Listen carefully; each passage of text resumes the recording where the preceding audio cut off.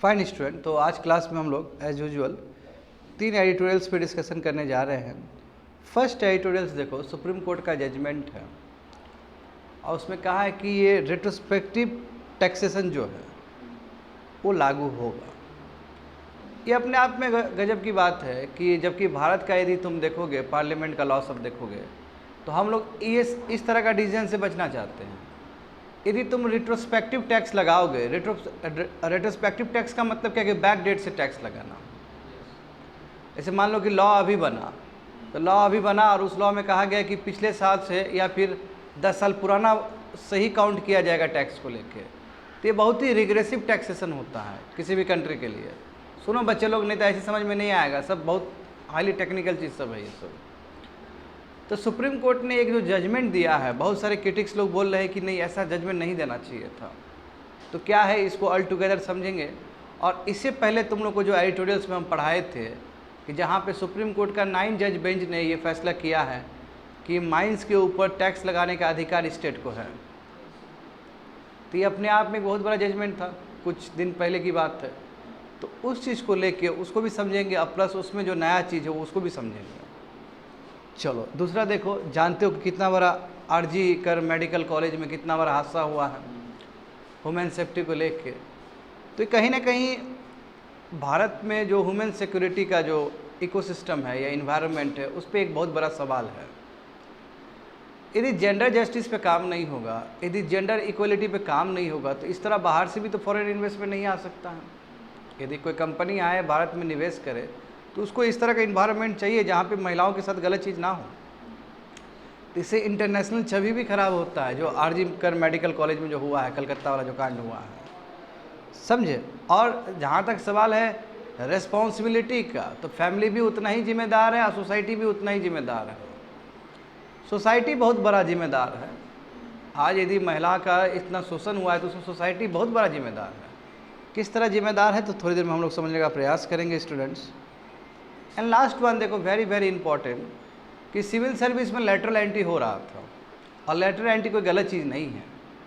अभी देखो प्रेजेंट सरकार को, मोदी जी को पीछे हटना पड़ा, बैकफुट में जाना पड़ा और ये लेटरल एंट्री का जो प्रपोजल था उसको बैक करना पड़ा और यूपीएससी को, यूनियन पब्लिक सर्विस कमीशन को बोलना पड़ा कि आप विथहोल्ड कर दो इस चीज़ को, नोटिफिकेशन फर्दर लेके मत आओ, क्योंकि इसको लेके बहुत ह्यू एंड क्राई मच गया।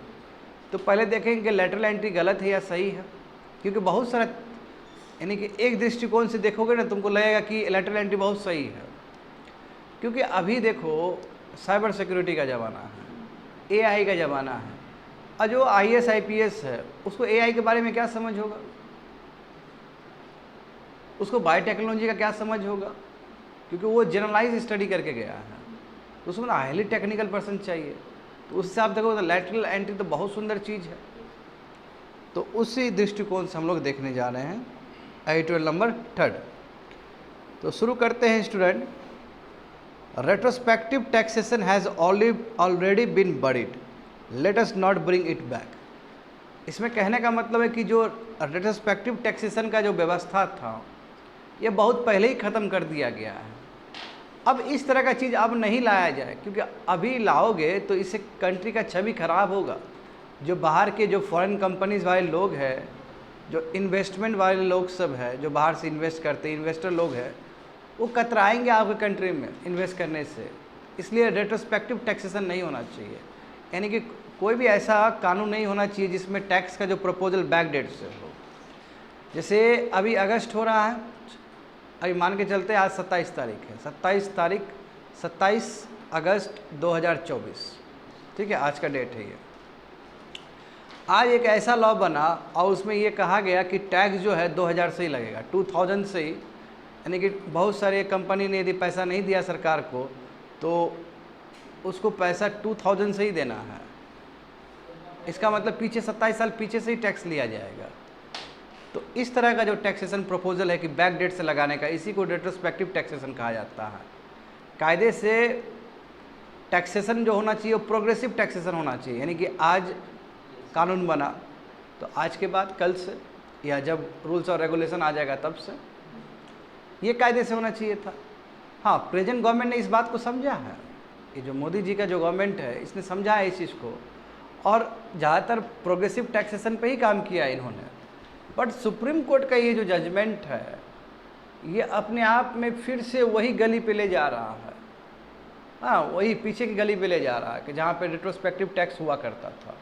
इसलिए बहुत सारे क्रिटिक्स जो लोग बोल रहे हैं, बोले कि ये गलत कदम है सुप्रीम कोर्ट का भी, इससे भारत का छवि खराब होगा और फॉरेन इन्वेस्टर डरेगा भारत में इन्वेस्ट करने से। तो क्यों ऐसा बोला जा रहा है? जब तक ये टोटल एडिटोरियल नहीं जानोगे तब तक ये समझ में नहीं आएगा कॉन्सेप्ट। तो सिलेबस देख सकते हो, GS paper 2 constitution and polity.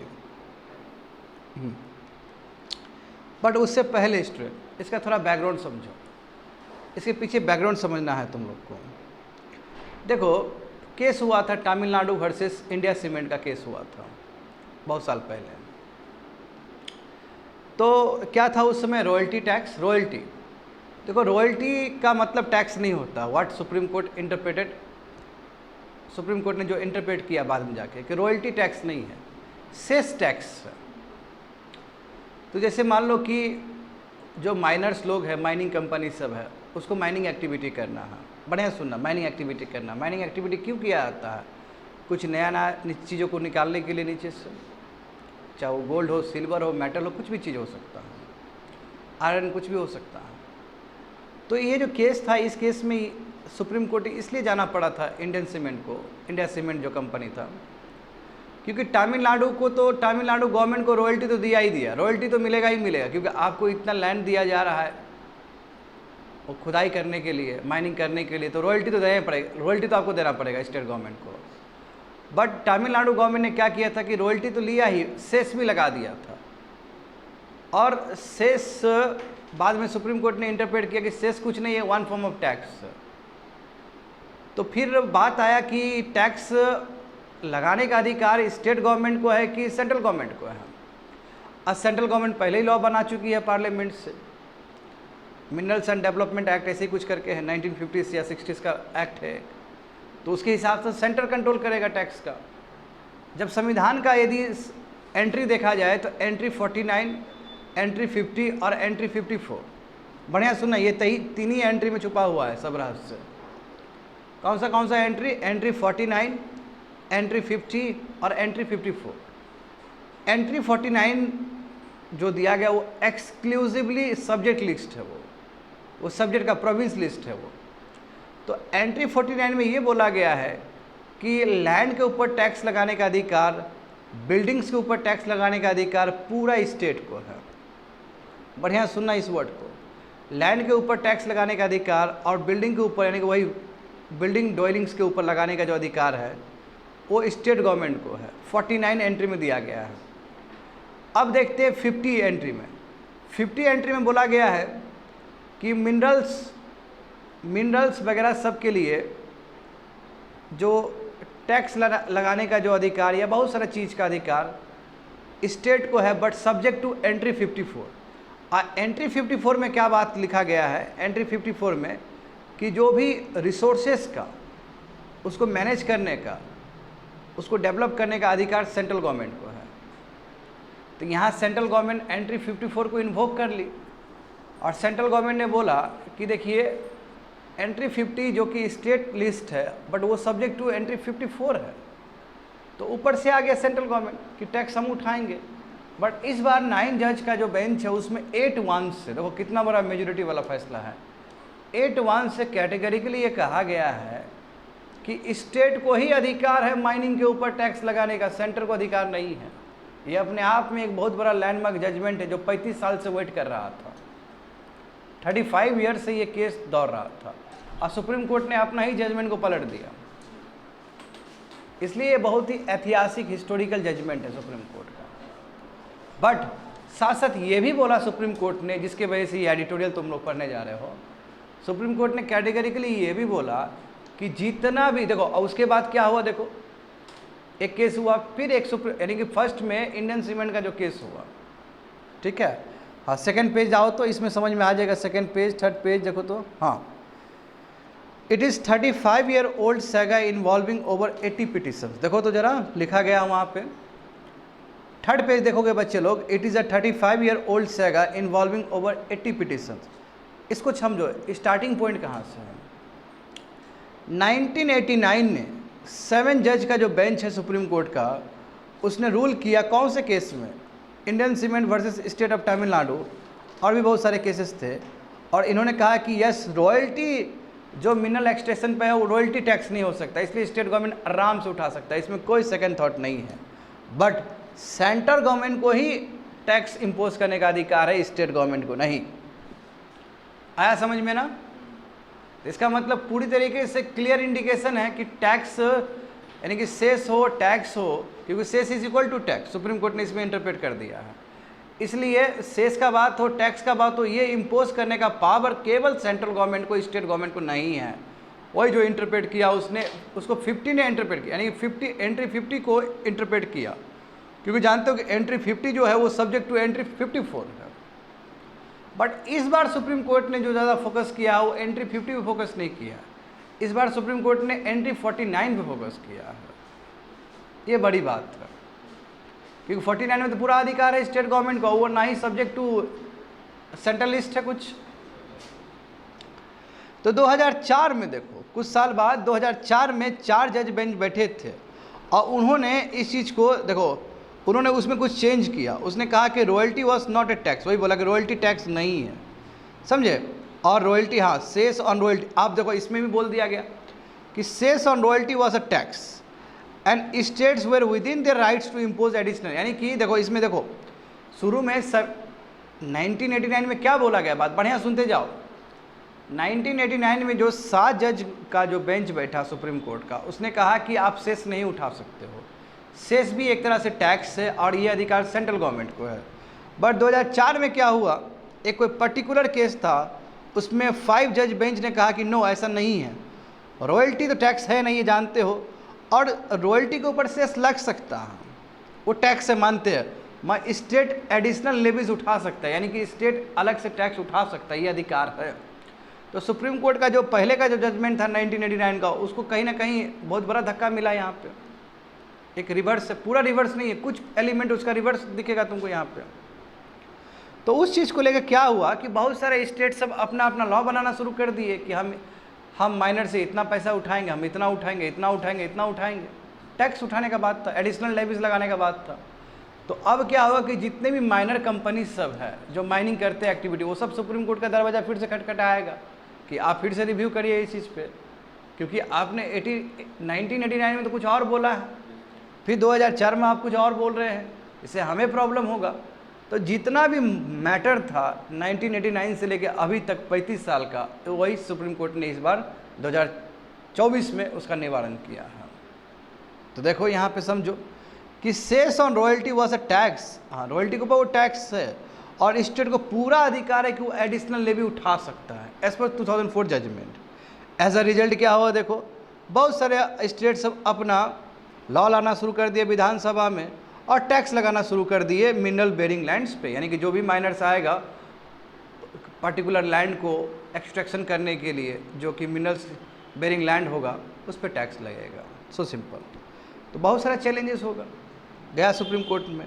Finally supreme court ने बोला कि चलो ये 35 साल पुराना मामला है, देखते हैं इसको। इसके लिए 9 जज बेंच बनाया गया, क्योंकि इससे पहले कितना जज था 1989 में 7 जज। तो 7 जज का कोई फैसला को ओवरटर्न करना है या फिर कुछ भी करना है, उसको चैलेंज करना है, तो जाहिर सी बात है लार्जर बेंच होगा। और हमेशा जानते हो कि कॉन्स्टिट्यूशनल बेंच बनता है क्योंकि कॉन्स्टिट्यूशनल इशू है वहाँ पे, एंट्री 49, एंट्री 50, एंट्री 54, तो संवैधानिक तो बात है ना, यहाँ पे संविधान का बात है यहाँ पे, इसलिए 9 जज बेंच बैठा। समझ रहे हो ना? हाँ, समझ गए। आप फर्स्ट में जाओ, आप फर्स्ट पेज जाओ, अब समझ में आएगा तुमको। ये तो चलो ठीक है, 9 जज बेंच का जो फैसला आया, क्या फैसला आया कि नो, एंट्री 49 देखा जाए। देखो इसमें तुमको बैकग्राउंड का नॉलेज चाहिए, ऐसे नहीं कि आर्टिकल पढ़ लिए समझ में आ जाए, ऐसा कुछ नहीं समझ में आने वाला है। आपको पुराना एडिटोरियल का भी बहुत अच्छा समझ होना चाहिए, तभी इस एडिटोरियल को समझ में आएगा ठीक से। तो देखो बच्चे लोग, उसके बाद सुप्रीम कोर्ट ने कहा कि ठीक है, एंट्री 49 तो एक्सक्लूसिव स्टेट लिस्ट है, इसलिए ये जो अधिकार है माइनिंग के ऊपर टैक्स लगाने के, ये स्टेट को ही अधिकार होगा, सेंटर को नहीं होगा। सेंटर काम केवल मैनेजमेंट है, सेंटर काम केवल डेवलपमेंट है, वहीं तक सेंटर है, क्योंकि सेंटर को एक्सक्लूसिव पावर नहीं दिया गया किसी भी एंट्री में टैक्स लगाने का। सेंटर क्या किया कि 50 को यूज़ करके एंट्री 50 जो कि सब्जेक्ट टू एंट्री 54 है उसको यूज़ करके सेंटर लॉ ले आया है। देखो सेंटर लॉ आया तो इसका मतलब ये नहीं कि सेंटर टैक्स लगाएगा, सेंटर केवल मैनेजमेंट करेगा।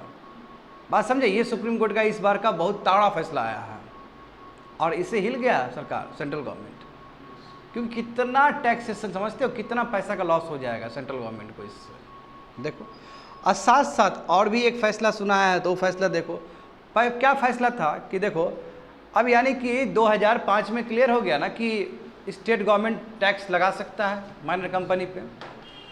तो स्टेट ने क्या किया, अपना अपना विधानसभा से लॉ बनाना शुरू कर दिया और जितना भी कंपनी है कंपनी को बोलेगा कि आप टैक्स दो, आप टैक्स दो, आप टैक्स दो, आप टैक्स दो। कई कंपनी टैक्स दे भी देगा, कई कंपनी लीगल चैलेंज भी कर देगा सुप्रीम कोर्ट में। तो इस बार ये मामला पहुंचा कि बहुत सारा कंपनी जो पैसा नहीं दिया है 2005 से, जब से वो सेकेंड वाला सुप्रीम कोर्ट का जजमेंट आया था, और बहुत सारा कंपनी तो पैसा दे भी दिया होगा। तो अब इसका क्या करे, तो यहीं पे सुप्रीम कोर्ट ने कहा कि जो जो पैसा 2005 से नहीं दिया सब पैसा देगा, स्टेट को देगा। यही रेट्रोस्पेक्टिव टैक्स है, क्योंकि जजमेंट अभी हो रहा है, जजमेंट 2024 में हो रहा है। और सुप्रीम कोर्ट क्या बोल रहा है इसमें कि जो भी माइनर कंपनी सब है उसने अभी तक पैसा नहीं दिया है 2005 से, सबको देना पड़ेगा। हाँ, क्योंकि देखो सुप्रीम कोर्ट का ये मजबूरी है, यदि सुप्रीम कोर्ट यहाँ पे वेवर डाल देता, यहाँ पे यदि प्रोग्रेसिव टैक्सेशन कर देता, तो जो पैसा पहले दिया है उसका क्या होता, फिर उसको लौटाना पड़ता, सरकार को उसको पैसा लौटाना पड़ता। बहुत सारा कंपनी ने तो पैसा दिया है, आ रहा है समझ में, तो वहाँ पे गड़बड़ हो जाता है। इसलिए सुप्रीम कोर्ट ने कहा कि नो, फिर गया पिटीशन, सुप्रीम कोर्ट ने खारिज कर दिया, नो देना है तो देना है, बात खत्म। तो अब ये बहुत बड़ा ह्यू एंड क्राइम मच गया भारत में कि आप रेट्रोस्पेक्टिव टैक्सेशन लगा रहे हो, जबकि इंडिया का अनुभव अच्छा नहीं है रेट्रोस्पेक्टिव टैक्सेशन में। एनीवे देखो समझो बात को, अब समझ में आ जाना चाहिए तुम लोग को। सुप्रीम कोर्ट ने कहा है कि स्टेट का जो पावर है टैक्स लगाने का मिनरल राइट्स के ऊपर, बिल्कुल ये रेट्रोस्पेक्टिव होगा, अप्रैल 1, 2005 से लागू होने जा रहा है। और सुप्रीम कोर्ट ने वही centre and mining company submission जो था कि आप प्रोस्पेक्टिव टैक्स लगाइए, उसको भी खारिज कर दिया कि नो, प्रोस्पेक्टिव टैक्स नहीं होगा, जो भी होगा रेट्रोस्पेक्टिव होगा। यानी कि कहा गया था, सेंटर की तरफ से एक पिटीशन अर्जी डाला गया था कि ठीक है तो आप प्रोग्रेसिव टैक्स बोलिए लगाने के लिए 14 अगस्त से बोलिए, क्योंकि आपका जो जजमेंट आया उसके हिसाब 14 अगस्त के बाद होना चाहिए। वहाँ सुप्रीम कोर्ट ने इस पिटीशन को खारिज कर दिया, नो 14 अगस्त 2024 नहीं होगा, 1 अप्रैल 2005 ही होगा। समझ गए ना। हाँ, इंडस्ट्री सोर्सेज के हिसाब से देखो, प्राइवेट और पब्लिक सेक्टर माइनर्स नहीं भी तो कम से कम इन लोगों को कितना नुकसान होने जा रहा है, पब्लिक सेक्टर और प्राइवेट सेक्टर दोनों जोड़ के 1 से लेके 2 लाख करोड़ तक का नुकसान हो सकता है, ह्यूज अमाउंट। और यदि मैं पर्टिकुलर में बात करूं, यदि पब्लिक सेक्टर माइनर्स का अलोन का बात करूं, क्योंकि उसमें तो पब्लिक सेक्टर और प्राइवेट सेक्टर माइनर्स में बहुत सारे आ सकता है, यदि मैं केवल पब्लिक सेक्टर माइनर्स का बात करूं तो कम से कम बच्चे लोग, इन लोग को 70,000 करोड़ रुपया टैक्स भरना पड़ेगा, बहुत भयानक। तो अब ये लोग तो रोएगा पकड़ के कि 70,000 करोड़ देना है केवल पब्लिक सेक्टर को। अब प्राइवेट सेक्टर पुट टुगेदर करोगे तो 1 से लेकर 2 लाख करोड़ तक का जा सकता है आंकड़ा। समझ गए ना। तो हाँ, सुनते जाओ बच्चे लोग, तुम लोग को आंसर मिल जाएगा, वहाँ पे सुनो अच्छे से। I will not take your question.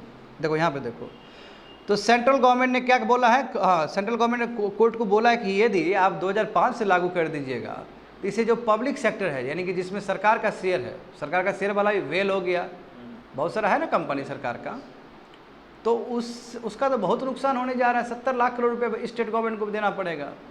मगर नो मतलब नो, सुप्रीम कोर्ट की तरफ से नो का मतलब नो हो गया, यानी कि आपको नहीं 1 अप्रैल 2005 से ही आपको देना पड़ेगा, क्योंकि बहुत सारा कंपनी दे चुका है।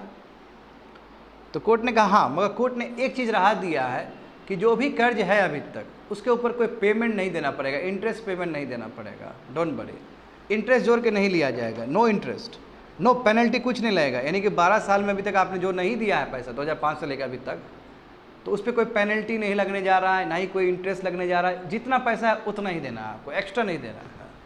हाँ, ये राहत है। अदरवाइज यदि तुम ठीक समय पे तुमने पैसा नहीं दिया तो इंटरेस्ट तो लगेगा ही लगेगा, पेनल्टी तो लगेगा ही लगेगा। वो स्टेट की तरफ पेनल्टी लगता है, वो तो तुम बैंक में भी तुम सही टाइम पे पैसा नहीं दोगे तो पेनल्टी नहीं लगेगा क्या?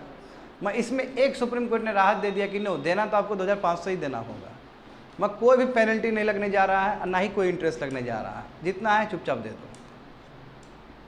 आगे देखो, तो सवाल ये है कि सुप्रीम कोर्ट क्यों, ये बड़ी बात है ना, जो कंट्री पूरा वर्ल्ड में ही, केवल भारत ही नहीं पूरा दुनिया ही प्रोस्पेक्टिव टैक्सेशन पे काम करना चाहता है, तो सुप्रीम कोर्ट आखिर रेट्रोस्पेक्टिव टैक्सेशन पे क्यों फैसला सुना दी? ये अपने आप में एक बहुत बड़ा मैसेज जाएगा वर्ल्ड में ही, क्योंकि इंडिया में इतना बड़ा कोई जजमेंट होगा तो वर्ल्ड में ही मैसेज जाएगा, और ये नेगेटिव मैसेज है। देखोगे तो एक कोइन का देखोगे तो ये नेगेटिव है, क्योंकि बहुत सारा फॉरेन कंपनी का भी होगा, तो इससे उन लोग डिटरमेंटल है ग्रोथ के लिए, क्योंकि इससे बहुत बड़ा इम्पैक्ट करेगा ग्रोथ का, कि बताओ इंडिया कैसा है कि रेट्रोस्पेक्टिव टैक्सेशन लगाता है, डर लग जाएगा ना, एक प्रिडिक्टेबिलिटी नहीं होगा पॉलिसी को लेकर। देखो सुप्रीम कोर्ट ने जो एक्सप्लेनेशन किया है रेट्रोस्पेक्टिव डेट का, वो बोला कि देखो जजमेंट हम प्रोस्पेक्टिवली नहीं कर सकते, कारण यही है कि बहुत सारे कंपनी ने दे दिया होगा पैसा। अब यदि हम प्रोस्पेक्टिवली बोल दे तो फिर वो कंपनी सब जो पैसा दे दिया होगा 2005 से लेकर 2024 तक, वो फिर दौड़ते हुए जाएगा स्टेट गवर्नमेंट के पास, और फिर स्टेट गवर्नमेंट से बोलेगा कि हमको भी वेवर दो, हमको भी पैसा लौटाओ, तो स्टेट गवर्नमेंट कहाँ से लौटाएगा पैसा उसको? इसलिए जो नहीं दिया उसको देना पड़ेगा। That is the point of supreme court. समझ गए ना, वही चीज़ वहाँ पे लिखा गया है। आगे देखो, हाँ ये 35 ईयर ओल्ड वाला बता दिए हैं पहले वाला चीज़। आगे देखो, the principle of retrospective taxation has had a contentious history in India. हाँ, भारत में कोई अच्छा अनुभव नहीं रहा बच्चे लोग ये रेट्रोस्पेक्टिव टैक्सेशन को लेकर। एक केस तो हम हार गए परमानेंट कोर्ट ऑफ आर्बिट्रेशन में, बहुत नेगेटिव हमारा रहा है, बहुत नेगेटिव एक्सपीरियंस रहा है हमारा, और जब हमारा एक्सपीरियंस बहुत नेगेटिव रहा है तो ऐसे केस में फिर से एक बार रेट्रोस्पेक्टिव टैक्सेशन लगाना क्या उचित है? सवाल ये है। देखो एग्जाम्पल देखो, 2007 में, बढ़िया सुनना है, 2007 में दो जो कंपनी था, एक वोडाफोन और एक गेयर करके, GAIR करके गेयर कंपनी, जो नीदरलैंड का समथिंग था कहीं का। गवर्नमेंट ने दो कंपनी के ऊपर कहा कि आपको टैक्स देना पड़ेगा। क्यों? क्योंकि ये कंपनी तो फॉरेन कंपनी है और इसका सब्सिडी इंडिया में था, तो ये सब्सिडी अपना कुछ बेचा। जब सब्सिडी बेचेगा तो कैपिटल गेन टैक्स सरकार को देना पड़ेगा ना। जानते हो ना, जमीन खरीदे हो, जमीन बेचोगे तो सरकार को टैक्स देना पड़ता है, जिसको बोलते हैं कैपिटल गेन टैक्स। तो जब ये जो पेरेंट कंपनी है खुद विदेश का कंपनी है, दो कंपनी, एक इंग्लैंड का है, एक नीदरलैंड का है, ऐसे ही नीदरलैंड का ही है दूसरा कंपनी, गेयर कंपनी। बढ़िया सुनते जाना क्या बोल रहे हैं। दो कंपनी विदेश का कंपनी है। 2007 में इसने क्या किया कि अपना जो सब्सिडी वाला चीज़ बेच दिया भारत में, तो उसको कुछ गेन हुआ होगा, तो गेन पे टैक्स नहीं दिया सरकार को, और सरकार ने क्या बोला कि टैक्स देना है तुमको। टैक्स ज़बरदस्ती सरकार ले रहा था।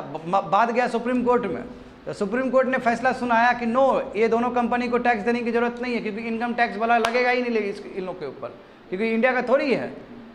इंडिया कंपनी होगा तभी इंडिया का इनकम टैक्स वाला लॉ लगता है। यदि इंडिया में कंपनी नहीं है, मेन कंपनी नहीं है, तो नहीं लग सकता इनकम टैक्स। तो उसके बाद क्या किया, मनमोहन सिंह का सरकार था, उन्होंने क्या किया कि जाके जो इनकम टैक्स वाला जो सेक्शन है उसी में संशोधन कर दिया कि टैक्स लगेगा, और भी कब से लगेगा, 1962 से लगेगा। तो बैक क्लैश कर गया। अब सुप्रीम कोर्ट का जजमेंट को ख़त्म कर दिया पार्लियामेंट ने, एक सेक्शन को अमेंड करके कि 1962 से ही यदि इस तरह का मामला है तो सब पर टैक्स लगेगा।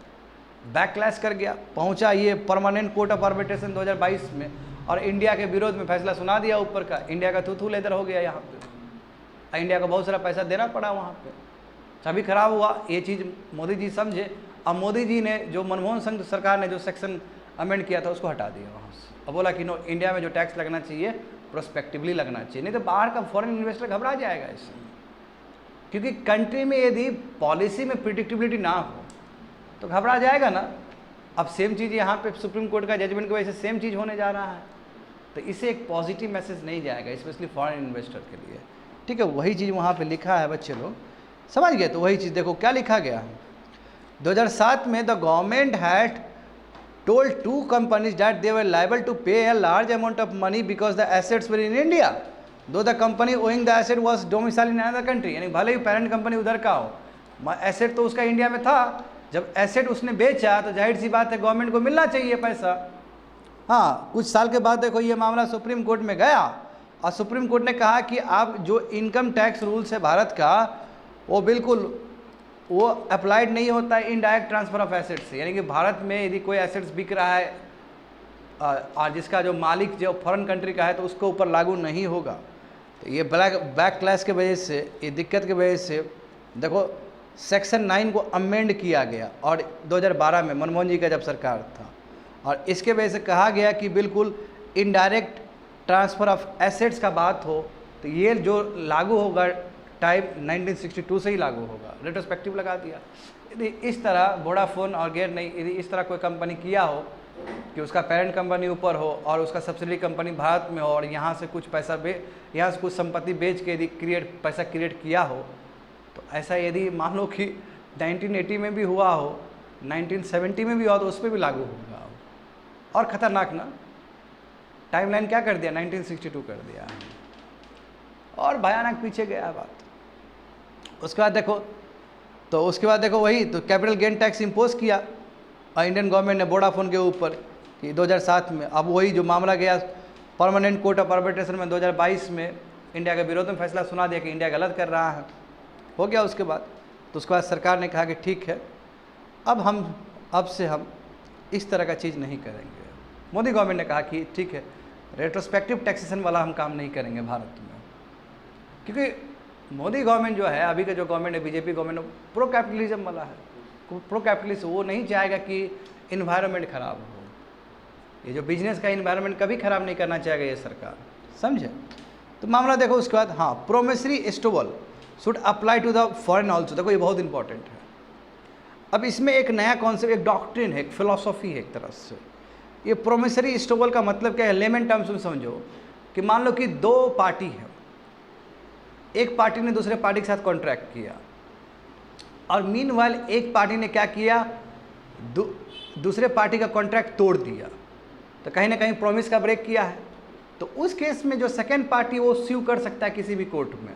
अब भले ही तुम्हारा जिसने तोड़ा है भले वो सॉवरेन ही क्यों ना हो, यानी कि वो कंट्री ही क्यों ना हो, गवर्नमेंट ही क्यों ना हो, उसको भी घसीटा जा सकता है कोर्ट में। That is the doctrine of promissory estoppel, समझे। इसका मतलब ये है।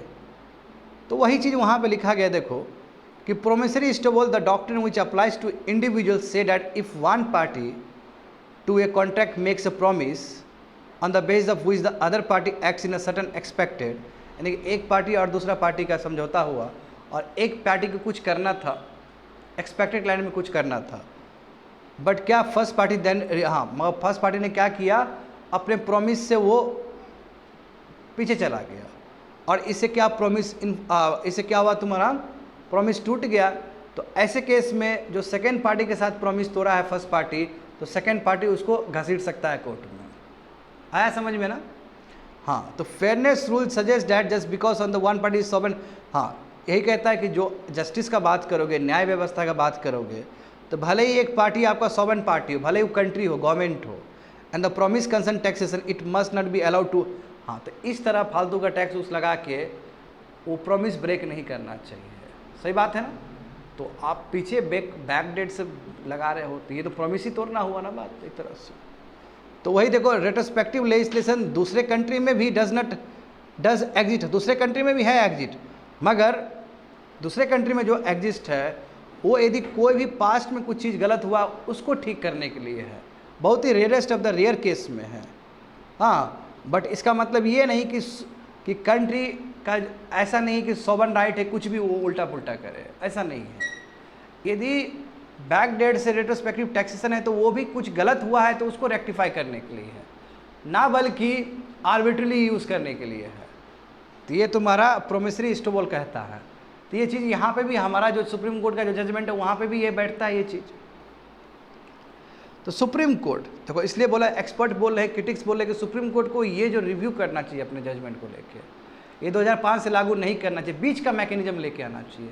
कैसा मैकेनिज्म देखो, तो एक एक्सपर्ट सुझाव देते हैं कि जो पैसा दे दिया माइनर्स ने स्टेट को, जो दे दिया वो दे दिया, और जो नहीं दिया वो नहीं दिया, ख़त्म करो बात को, बीच का सोल्यूशन लेके आओ। अदरवाइज 70,000 करोड़ पैसा यदि पब्लिक सेक्टर को देना हो, माइनर्स पब्लिक सेक्टर को, तो इससे तो बहुत बड़ा रेवेन्यू पे धक्का पड़ेगा। और प्लस मैसेज क्या जाएगा, इसमें बहुत सारे फॉरेन कंपनी वाले भी होंगे या जो आने भी वाले होंगे। यदि कोई फॉरेन कंपनी आने वाला है तो सोचेगा ना कि भारत कैसा देश है यार, कभी भी बदल जाता है, अभी बिजनेस करेंगे, अब 20 साल बाद कहीं रेट्रोस्पेक्टिव टैक्स लगा दे फिर, ऐसे तो मरा जाएंगे।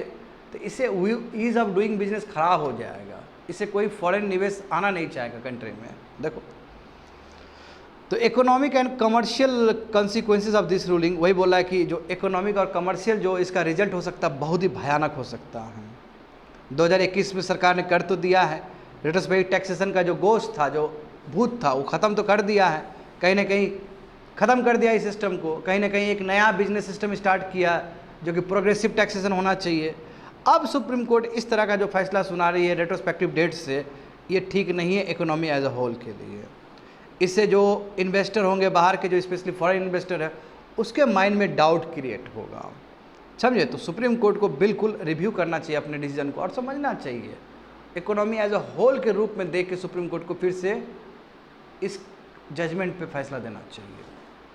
बहुत बड़ी बात है ये, समझ रहे हैं, जहाँ पे एक्सपर्ट सुप्रीम कोर्ट का जो जजमेंट है उस पर सवाल उठ रहा है, तो कह सकते हो कि बहुत बड़ा ये मुद्दा है, ये मुद्दा रहेगा आगे भी। कंप्लीटेड, आगे देख सकते हो स्टूडेंट। हाँ देखो, ये तो तुम लोग से छुपा नहीं है ये इशू, है ना, ये लगभग इशू देखो 15-20 दिन से लगा हुआ है। Human safety is a multi dimensional issues, family and society are also responsible. Family भी रिस्पॉन्सिबल है, सोसाइटी भी रिस्पॉन्सिबल है।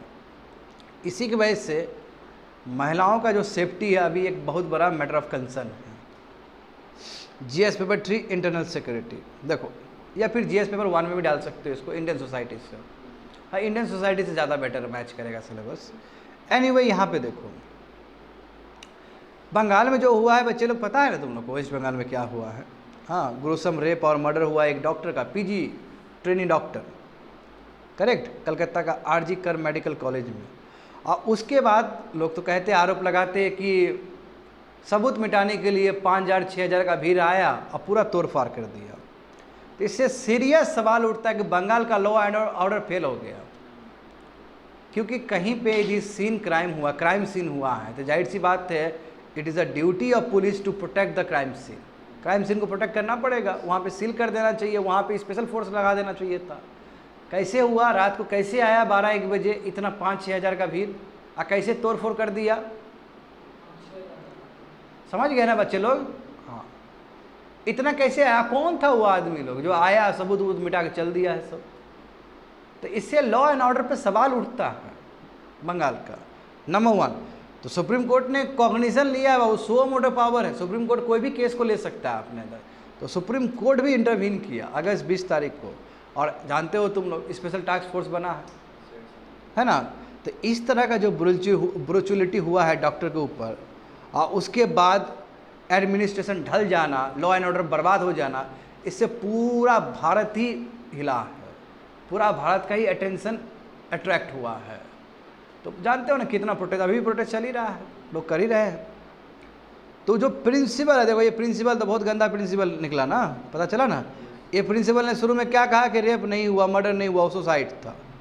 हाँ, और दूसरी बात ये भी बोल दिया कि ये तो गर्ल ही इरेस्पॉन्सिबल थी, क्यों रात को गई वहाँ पे सेमिनार हॉल में सोने के लिए। कितना इरेस्पॉन्सिबल। और वो डॉक्टर क्या, जो प्रिंसिपल जो था, जान रहे हो ना कैसा, टीवी ट्रैक कर रहे हो ना बच्चे लोग, ये तो अभी भारत का सबसे टॉप लेवल पे न्यूज़ चल रहा है। नहीं भी चाहोगे तो फिर भी मोबाइल फ़ोन में आ जाएगा तुम लोग को नोटिफिकेशन, ठीक है। और उसके बाद भी नहीं पता है तो सोचो कि बाबू तुम लोग धरती पे नहीं जी रहा है, तुम लोग एलन मस्क के साथ मार्स पे निकल गया है। एक अपडेट इसका जारी है, कितना अभी मीडिया वाला लोग का, समझ रहे हो ना, घर चल रहा होगा इससे। बहुत ज़्यादा ही हाईलाइट किया गया। निर्भया गैंग रेप के बाद मैं कहता हूँ उससे भी ज़्यादा इस केस पे फोकस किया गया आफ्टर लॉन्ग टाइम। जो मैंने अपने जीवन में देखा है, ये एक ऐसा होता है, पहले भी हुआ है, बट ये अपने आप में बहुत ज़्यादा ही अटेंशन दिया गया है इस केस पे।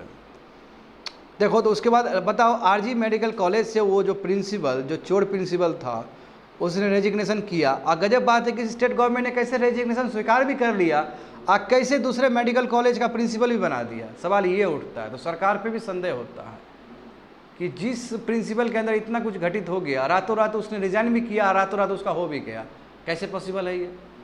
इसका मतलब टीएमसी जो है वो भी कहीं ना कहीं मिली भगत है पीछे से, सक जाता है, हो या ना हो दूसरा विषय है। यहाँ पे देखो तो बच्चे लोग, आखिर क्या, देखो ना, इतना गंदा वर्किंग कंडीशन है गवर्नमेंट हॉस्पिटल्स में। केवल बात आरजी मेडिकल कॉलेज का ही नहीं है, पूरा भारत का गवर्नमेंट हॉस्पिटल का बुरा स्थिति है।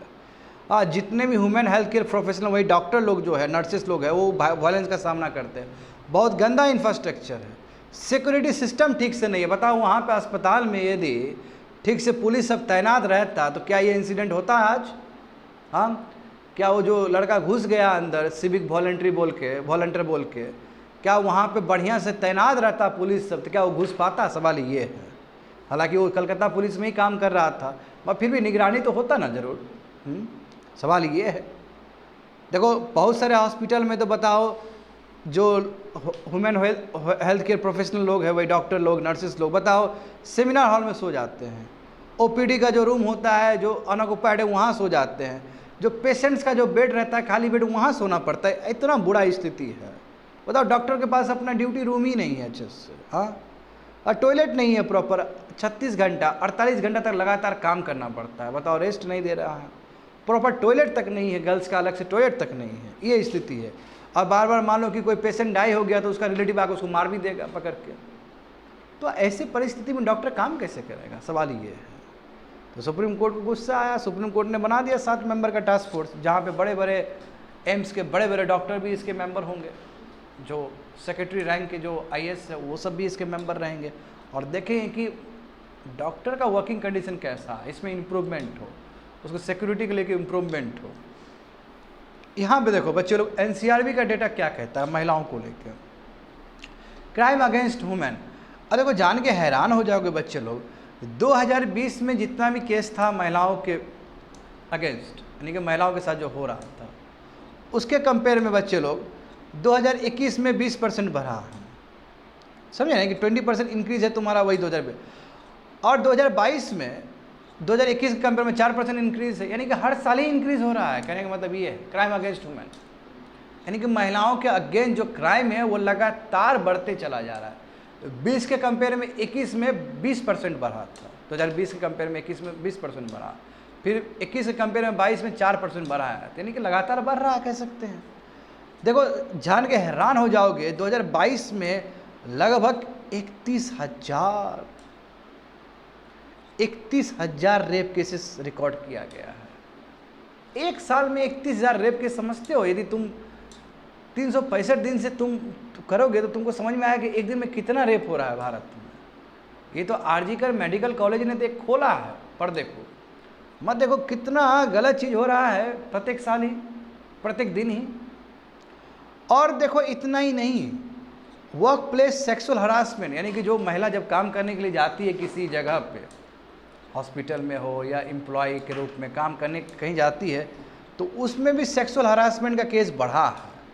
समझ रहे हो? 400 केसेस 2018 में था, और वो केसेस बढ़ के 2022 में 422 हो गया।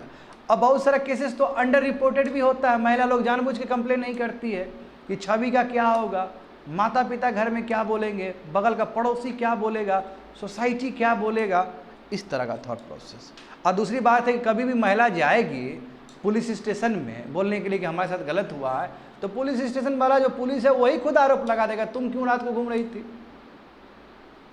तब क्या करोगे? वही देखो, विक्टिम ब्लेमिंग जो एटीट्यूड है भारत में, है ना, ये बहुत गंदा चीज़ है, और कहीं ना कहीं ये सोसाइटी का ही देन है।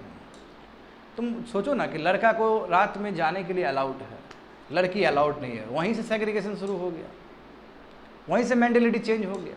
लड़की खुद डरना शुरू कर देगी। लड़का कुछ गलत भी काम करके आया तो घर में एक्सेप्टेबल है, लड़की यदि खुद नहीं की, उसके साथ गलत हुआ तो वो भी एक्सेप्टेबल नहीं है। तो कहते हैं डबल स्टैंडर्ड तो सोसाइटी का ही है, और जो अपब्रिंगिंग हो रहा है अपब्रिंगिंग का ही है। दोस्त तो फैमिली में ही है, दोस्त तो सोसाइटी में ही है, और वो तुमको इस तरह का नज़र से आ रहा है, तुमको इस तरह का नज़र दिख रहा है, मतलब ऐसा फॉर्म में वो क्रिएट हो रहा है। तो केवल आरजीकर मेडिकल कॉलेज में हो रहा इतना बड़ा जो केस हुआ, या भारत में इतना जो केस हो रहा है एनसीआरबी के डेटा के हिसाब से, नेशनल क्राइम रिपोर्ट ब्यूरो के हिसाब से, ये डायरेक्ट पोल खोलता है कि फैमिली में कमी है, सोसाइटी में भी कमी है। आगे देखो बच्चे लोग, लेजिस्लेशन देखो इफेक्टिव नहीं है, कितना तुम लॉ ला दो, क्योंकि ये सोसाइटल प्रॉब्लम है, ये सोसाइटी का प्रॉब्लम है। तुम कितना भी लॉ ला दो कोई इफेक्टिव नहीं होने वाला। देखो निर्भया जो केस हुआ था, गैंग रेप हुआ था 2012 में, जानते हो, उसके बाद निर्भया केस में लेजिस्लेशन लाया, स्ट्रिक्ट लेजिस्लेशन लाया, क्या हुआ उसका? Sexual harassment women at work place act भी आया, क्या हुआ उसका? है ना, हाँ, उसमें बोला गया था इंटरनल कंप्लेंट कमेटी बनेगा हर एक ऑर्गेनाइजेशन में। देखो अब उसका क्या हुआ? 2018 में सेबी ने भी बोला था कि यदि सेक्सुअल हरासमेंट हुआ हो तो वो भी कंपनी को देना है, क्या हुआ उसका? तो चाहे वही बोला, इस पर जितने भी आए हों, सेक्सुअल हरासमेंट अभी भी एक रियलिटी है, चाहे वो वर्क प्लेस पे हो रहा हो या वर्क प्लेस से बाहर हो रहा हो। देखो in fact national family health survey जो 5वां रिपोर्ट है, अभी जो लेटेस्ट रिपोर्ट है, उसमें कैटेगरिकली कहा गया है कि 1/3, बहुत बड़ा आंकड़ा है ये, 33% महिला जिसका एज 15 साल से लेकर 49 ईयर्स तक है, कहीं ना कहीं किसी न किसी तरीके से शोषित हो रही है, चाहे फिजिकल फॉर्म में शोषित हो रही हो, चाहे सेक्सुअल फॉर्म में शोषित हो रही हो, चाहे वो डोमेस्टिक वायलेंस का शिकार हो रही हो। तो बहुत बड़ा चंक है ये, बहुत बड़ा ही नंबर है ये, फिगर है ये। हो रहा है कि नहीं हो रहा है बताओ? घर घर में ही महिला को पीटा जा रहा है, गलत हो रहा है।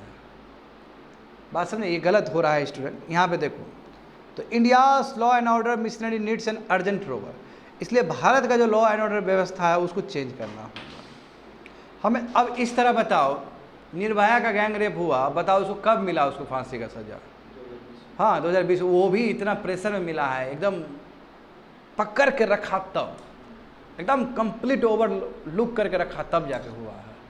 अब ये होगा इस आदमी को कब फांसी मिलेगा, एक वो भी एक सवाल उठता है।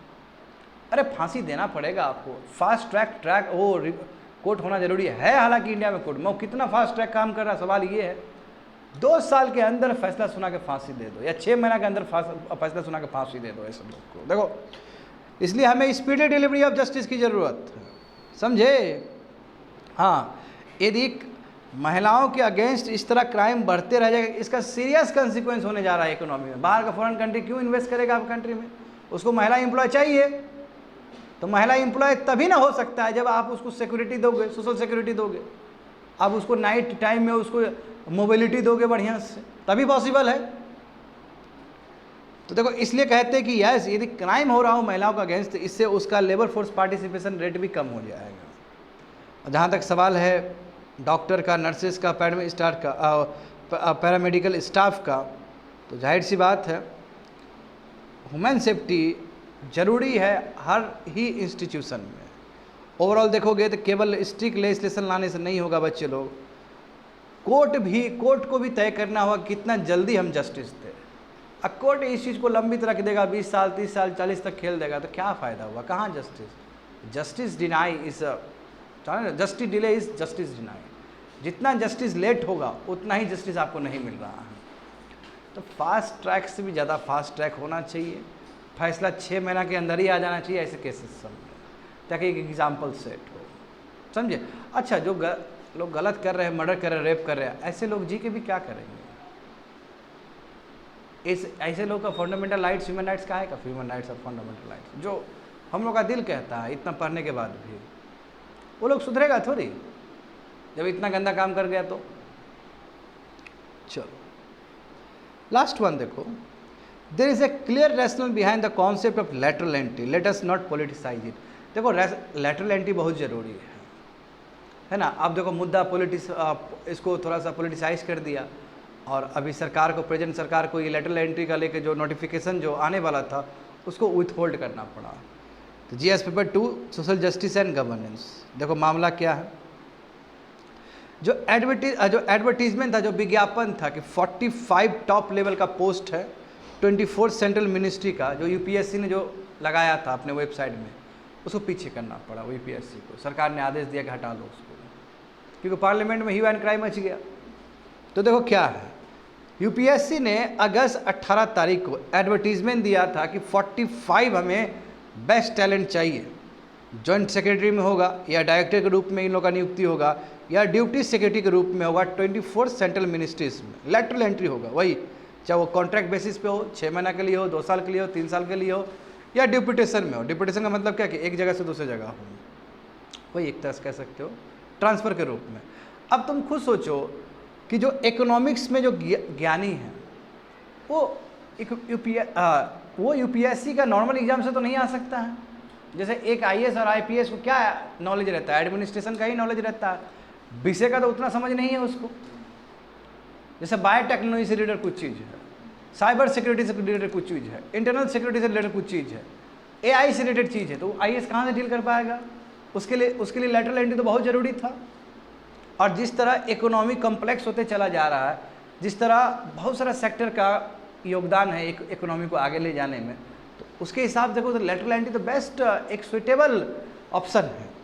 यहाँ पे देखो, अब देखो वहाँ बोला कि वही जॉइंट सेक्रेटरी का पोजीशन देखो बहुत इंपॉर्टेंट है, क्योंकि इसी के अंदर इमर्जिंग टेक्नोलॉजी, सेमीकंडक्टर, इलेक्ट्रॉनिक्स, पॉलिसियल law, digital economy, fintech, cyber security, economic affairs में इन्वेस्टमेंट, शिपिंग, ये सब एक नॉर्मल आईएएस को कहाँ ज्ञान होगा ये सब चीज़ का? ये सब टेक्निकल विषय सब है। तो अपोजिशन पार्टी है भी आया गवर्नमेंट के ऊपर, लेटरल एंट्री नहीं होना चाहिए, लेटरल एंट्री नहीं होना चाहिए। सवाल ये उठाया कि 45 जो लेटरल एंट्री होगा उसमें ओबीसी कितना है, उसमें एससी कितना है? भाई तुम ओबीसी एससी करते रहोगे तो हो जाएगा फिर। अब बताओ, इसमें भी यदि रिजर्वेशन का तरीका लगा दिए तो बेस्ट टैलेंट कैसे पहुंचेगा वहाँ पे? अच्छा है इसरो का एग्ज़ाम, और इसरो के एग्ज़ाम में बाबू नहीं होता रिजर्वेशन सब, उसमें जो बेस्ट टैलेंट है वहीं पहुँचे, वही साइंटिस्ट बनेगा। ये रिजर्वेशन तुम साइंटिस्ट बनाओगे तो हो जाएगा, बेड़ा गर्क हो जाएगा फिर। रिजर्वेशन करते करते हर जगह ही इतना पॉलिटिसाइज हो गया है मुद्दा सब। देखो यहाँ पे भी तो बोला गया कि 45 जाएगा तो उसमें ओबीसी कितना जाएगा, उसमें एससी कितना जाएगा, उसमें एसटी कितना जाएगा? सवाल ये उठ रहा है, इसलिए पीछे जाना पड़ा। इनफैक्ट जो नीतीश कुमार का ये वो जो है सरकार, नीतीश कुमार का जो पार्टी है जदयू, उसने ही बोला ऐसा चीज़। तो जब देखा कि हमारा जो घटक दल है, हमारा जो बैसाखी है, वही ऐसा बात बोल रहा है, तो हम क्या करेंगे? इसलिए मोदी जी ने बोला कि यूपीएससी को कि ठीक है आप नोटिफिकेशन पीछे कर दीजिए। और कह सकते हो कि एक बहुत बड़ा हार है सरकार का भी कि पीछे लेना पड़ा डिसीजन को। तो वही बोला कि बहुत सारे पार्टी ने कहा कि ये संविधान का वायलेशन है। हाँ, तो गवर्नमेंट आस्क्स द यूपीएससी, तो गवर्नमेंट ने कहा सिविल सर्विस को, यूपीएससी को कि आप इस ये रिक्रूटमेंट का जो प्रोसेस है उसको अभी रोक दीजिए। यहाँ पे देखो क्या समझते हो लेटरल एंट्री से, समझो बच्चे लोग। अच्छा एक सिंपल समझो, यहाँ पे देखो मुझे, यूपीएससी जानते हो बच्चे लोग, एक बार जो आईएएस बनते हैं लोग सब, आईएएस आईपीएस जो बनते हैं, तो ये हायरार्की में अपना आस्ते आस्ते जॉइंट सेक्रेटरी तक, मैक्सिमम जानते हो कैबिनेट सेक्रेटरी तक पहुँच सकते हैं, चीफ सेक्रेटरी तक, प्रिंसिपल सेक्रेटरी तक बनते हैं, मैक्सिमम कैबिनेट सेक्रेटरी तक बन सकता है एक आईएएस, ये हम जानते हैं। तो ये नॉर्मल हायरार्की है। एक आईएएस बनने के बाद आपका पोस्टिंग होते जाएगा, आप बड़े बड़े एकदम बड़ा बड़ा पद आपको मिलते चला जाएगा, ये नॉर्मल हायरार्की है। लेटरल एंट्री का मतलब क्या है? लेटरल एंट्री का मतलब है डायरेक्ट जो जॉइंट सेक्रेटरी रैंक है, जो सेक्रेटरी रैंक है, वहाँ पे डायरेक्ट एंट्री हो रहा है, कुछ महीना के लिए, कुछ साल के लिए, या बहुत टैलेंटेड है तो लंबा रहेगा वो। और कहाँ से हो रहा है? मान लो कोई मैनेजमेंट में बेस्ट है, कोई आईआईएम से किया है, बहुत एक्सपीरियंस है, 20-30 साल का एक्सपीरियंस है, बहुत झंडा गाड़ा है अपने फील्ड में, तो उस आदमी को डायरेक्ट वहाँ से उठा के डिप्यूट करके यहाँ पे डाल दिए कि चलो भाई तुम 2 साल के लिए चलाओ। कोई मानो कि एआई में बहुत भयानक आदमी है जिसने झंडा गाड़ा है, उसको ला के डायरेक्ट यहाँ पे जॉइंट सेक्रेटरी बना दिए। तो नीचे लाने का बात नहीं था, लाने का ऊपर बात था। तो ये जो रिक्रूटमेंट प्रोसेस है इसमें तो कोई कहीं दिक्कत नहीं है। जो आप 600-700 जो जाता है सीट, जो भी सरकार लेके आती है, इस बार 1000 लेके आई थी ना सीट लगभग, तो उसमें कहीं प्रॉब्लम नहीं होगा। और ऐसे भी जितना कंट्री में आईएएस बनता है उससे ज़रा आईएएस की ज़रूरत है कंट्री में। तो यहाँ पे देखो क्या लिखा गया है, यानी कि पर्सन जो बाहर से, आउटसाइड से रिक्रूट होके आए और ब्यूरोक्रेटिक सेटअप का हिस्सा बन जाए, वही लेटरल एंट्री है। कि यूपीएससी एग्जाम पास कर तो नहीं गया था वो, मैं डायरेक्ट एंट्री कर गया जॉइंट सेक्रेटरी लेवल पे, डायरेक्टर लेवल पे, that is called lateral entry. हाँ देखो वही बोला, या तो मिड लेवल पे आप जा सकते हो या सीनियर लेवल पोजीशन पे जा सकते हो आईएएस के सर्विस में। हाँ, यूजुअल प्रैक्टिस क्या है कि सिविल सर्विस का एग्जाम देना पड़ता है यूपीएससी का, उसमें आप पास कर गए तो लैडर ऊपर होते चला जाएगा और आप बहुत बड़े पद पे पहुंच जाओगे। यही ना होता है नॉर्मल जो तरीका है। लैटरल एंट्री कहीं ना कहीं एक आपको इन्वायरमेंट देता है जहाँ पे आप डोमेन एक्सपर्ट, यानी कि जो डोमेन एक्सपर्ट है वो भी जाके अपना कंट्रीब्यूट कर सकता है कंट्री के लिए, पॉलिसी मेकिंग के लिए, समझे, जो कि बहुत अच्छी बात है। तो जानते हो कि हाँ, मगर एडवाइजरी रोल के लिए अलग रहता है। देखो बहुत सारा होता है कि प्राइवेट प्लेयर का भी हेल्प लिया जाता है, प्राइवेट लोग का भी हेल्प लिया जाता है, वो एडवाइजरी रोल है। जब एडवाइजरी जब रोल ले रहे हो तो वो ब्यूरोक्रेसी का हिस्सा नहीं है। बहुत सारे लोग बाहर से आप हेल्प ले सकते हो, वो विषय दूसरा है, that is not lateral entry. जैसे मान लो कि यहाँ पे कोई एक जॉइंट सेक्रेटरी है, वो आईएएसी है, वो जरूर हेल्प ले सकता है प्राइवेट प्लेयर से। तो प्राइवेट के जो एम्प्लॉयज़ है उससे जो हेल्प ले रहा है उसको हम नहीं कहेंगे कि वो आदमी लेटरल एंट्री का है। तो वही नीचे लिखा गया है कि कोई प्राइवेट सेक्टर का एम्प्लॉयज़ है उसको टैप किया जा सकता है एडवाइजरी रोल के लिए। इसका मतलब ये नहीं कि वो एडमिनिस्ट्रेटिव सर्विस हायरार्की का वो हिस्सा नहीं है। हिस्सा तभी होगा जब उस पोस्ट पे आएगा। वो एडवाइजरी रोल के तो आप किसी से भी ले सकते हो, एडवाइस तो आप किसी से भी ले सकते हो। बात समझ गए ना? यहाँ पे देखो, तो ये कॉन्सेप्ट आया कहाँ से? लेटरल एंट्री होना चाहिए इंडियन ब्यूरोक्रेसी में, ये कॉन्सेप्ट आया कहाँ से? तो second ARC, second administrative reform commission ने इस तरह का सुझाव दिया था। उस समय के जो यूनियन लॉ मिनिस्टर थे, कांग्रेस लीडर, मोइली ने ही, वीरप्पा मोइली ने दिया था ये कॉन्सेप्ट। समझे कि जरूरी है, ये बहुत ज़रूरी है। उसके बाद देखो फिर कमेटी ऑफ सेक्रेटरी और नीति आयोग भी 2017 में यही रिकमेंडेड किया था, बोला था कि 40 ऐसे इंडिविजुअल्स की ज़रूरत है। तो देखो अभी पार्लियामेंट में सवाल उठा तो गवर्नमेंट ने कहा है, मोदी गवर्नमेंट ने कहा है कि देखिए 63 इस तरह का अपॉइंटमेंट अभी तक हम 5 साल में कर चुके हैं, जॉइंट सेक्रेटरी लेवल पे, डायरेक्टर लेवल पे और डिप्टी सेक्रेटरी लेवल पे। और अभी 57 लोग अभी भी काम कर रहे हैं, यानी कि कुछ होगा 3 मंथ के लिए होगा, कोई 5 मंथ के लिए होगा, कोई 2 साल के लिए होगा, कोई 3 साल के लिए होगा। तो 63 लोग को अपॉइंटमेंट किया गया था, उसमें से अभी 57 लोग काम कर रहे हैं अपने अपने अलग अलग पोस्ट पे। और इस बार देखो कितना था, कितना पोस्ट देने का बात था, देखो तो ऊपर 45 पोस्ट देने का, समझ गए ना इस बार, मगर इस चीज़ को फिर से बैक कर दिया गया। यहाँ समझोगे स्टूडेंट, तो देखो है लॉजिक है, लेटरल एंट्री के पीछे भी लॉजिक है। जैसे इकोनॉमिक ग्रोथ, साइज, कॉम्प्लेक्सिटी, यानी कि इकोनॉमी बढ़ रहा है उसमें कॉम्प्लेक्सिटी है, उसमें क्या नहीं है, डिफरेंट एरियाज़ का नॉलेज चाहिए। और जो IAS वाले जो लोग होते हैं, टॉप पोजीशन में बैठे होते हैं, हाँ इन लोग को हो सकता है कि over the time of period हो सकता है कि डोमेन नॉलेज आ जाए, मगर जरूरी नहीं है कि सबको आ जाए। एक IAS, सभी IAS उसी लेवल पे समझदार होगा जरूरी है? नहीं है। एक IAS जो कॉन्सेप्ट समझ सकता है टेक्निकल, जरूरी नहीं कि हर एक IAS समझ सकता है उस लेवल पे। कई IAS होते हैं जो अपने आप को रिफॉर्म कर लेते हैं। जैसे मान लो कि IIT से पढ़ के गया तो वो बहुत तेज़ी से अपने आप को कोप कर लेगा क्योंकि उसका बैकग्राउंड वैसा रहा है। मान लो कि कोई आर्ट्स बैकग्राउंड से गया है, अब उसको तुम दे दिया AI वाला, तो चाह के भी नहीं कर पाएगा।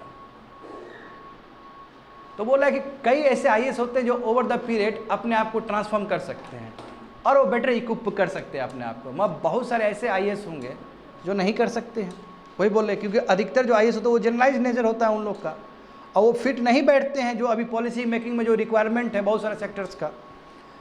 तो देखो एक तो ऐसे IAS ऑफिसर कम है जितना होना चाहिए, और उस चीज़ में आप फिर उसी IAS को आप दे रहे हो टेक्निकल विषय भी, टेक्निकल की पोजीशन भी, तो वो ठीक नहीं है। इसलिए ये ज़्यादा बेटर था कि लेटरल एंट्री करके एक्सपर्ट को एक्सपर्ट वाला सब्जेक्ट दे दो।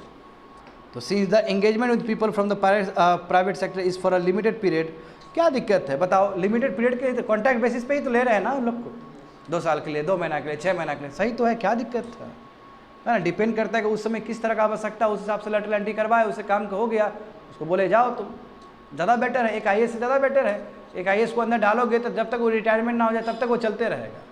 उससे तो लागू ना अच्छा है कि इससे इसको तनख्वाह अच्छा दी है, ऐसे जितना दिन काम करवाना काम करवा लिए, बोले जाओ, ज़्यादा बेटर। देखो स्टूडेंट, तो वही देखो एग्जिस्टिंग ब्यूरोक्रेसी, यानी कि अभी का जो ब्यूरोक्रेसी है उसको बिल्कुल कॉपरेट करना चाहिए लेटरल एंट्री को लेके। यदि देश को एज अ देश के पक्ष में देखोगे तो लेटरल एंट्री ज़्यादा बेटर है। हाँ, वही बोला कि लेटरल एंट्री से फ़ायदा होगा, समझे? एग्जिस्टिंग ब्यूरोक्रेसी को कॉपरेट करना, जो भी ब्यूरोक्रेसी, जो भी हायरार्की में उसको कॉपरेट करना चाहिए। यदि कोई बात नहीं, जॉइंट सेक्रेटरी लेवल पर कोई आता है, अच्छी बात है, देश के लिए भला ही होगा उससे। तो अभी का जो ब्यूरोक्रेट्स है उसको मना नहीं करे, वो अपोज ना करे, समझे ना? अब यहाँ पे 2 चीज़ बोला गया है, for this to happen and increase the acceptability of lateral entry with the system. हाँ, यदि लेटरल एंट्री सिस्टम में हो, ये चीज़ को स्वीकार करवाने के लिए सरकार को 2 चीज़ पे काम करना होगा। नंबर 1 क्या करना होगा कि आप इसको एक इंस्टीट्यूशन ही बना दीजिए, एक ऐसा मैकेनिज्म बना दीजिए जिसके अंतर्गत लोग का सच में बहाली होना शुरू हो जाए प्राइवेट सेक्टर से। इंस्टीट्यूशन ही बना दो, क्यों 5 साल बाद नोटिफिकेशन लेके आओगे? तो बना दो एक इंस्टीट्यूशन ही। दूसरा चीज़ क्या है कि आप बताओ लोगों को कि लेटरल एंट्री आने की वजह से कितना फ़ायदा होता है देश को। अब सरकार वो भी तो नहीं बोल पाई। यदि सरकार वहाँ मुखर होकर बोल लेती कि इतना आदमी, हम 63 आदमी को मंगाए हैं और इतना लोग ने इतना कुछ किया है, उससे हमारा इतना अंतर हुआ है, तो लोग को मैसेज जाएगा ना। तो लोग सरकार को बताना भी तो पड़ेगा कि लेटरल एंट्री लाने की वजह से, लेटरल एंट्री होने की वजह से कितना फ़ायदा हो रहा है इकोनॉमी में, कितना फ़ायदा हो रहा है टेक्नोलॉजी के सेक्टर में, बोलना पड़ेगा सरकार को भी। बात समझे ना। हाँ, जहाँ तक सवाल है रिजर्वेशन का, तो बाबू इसमें रिजर्वेशन मत घुसाओ, इसमें यदि रिजर्वेशन घुसा दिए तो काम गड़बड़ हो जाएगा। तुम ओवरऑल देख लो ना, यदि कोई बाकी जॉइंट सेक्रेटरी भी है, बाकी जो IAS उसमें देख लो ना कितना SC है ST है, वो वहाँ तक ठीक है, वहाँ तक ठीक है। और भी तो बहुत सारा पोस्ट है, सब में देखो वहाँ फिक्स करो, नॉर्मल हायरार्की में आप रखो, मैं इसमें मत रखो। वही बोला कि लिमिटेड ड्यूरेशन स्पेशलिस्ट वो ऐसा नहीं है। और यदि रिजर्वेशन वाला भी चीज़ कर दोगे तो जिस चीज़ के लिए वो लाया जा रहा है लेटरल एंट्री वाले लोग को, वही पर्पस ही ख़त्म हो जाएगा। हाँ, हमारा सरकार को फिर भी जो नॉर्मल ब्यूरोक्रेसी है उसमें रिजर्व क्लास वाला चीज़ को मेंटेन रखना चाहिए, ताकि लोगों को ऐसा ना लगे कि हम SC से है तो हमारा नॉर्मल ब्यूरोक्रेट्स नहीं बन पाए, वो मेंटेन करना है। और वो भी संविधान के रूल्स और रेगुलेशन के हिसाब से या पार्लियामेंट के रूल्स और रेगुलेशन से ही मेंटेन करना है। मगर सरकार को at the same time lateral entry के लिए भी इंस्टीट्यूशन क्रिएट करना चाहिए, उसका मैकेनिज्म अपॉइंटमेंट प्रोसेस के लिए क्रिएट करना चाहिए। साथ साथ सरकार को ये भी जरूर सूचना देना चाहिए to the people of country कि लेटरल एंट्री ज़्यादा इंपॉर्टेंट है इस तरह का एमर्जिंग सेक्टर्स के लिए। कंप्लीटेड।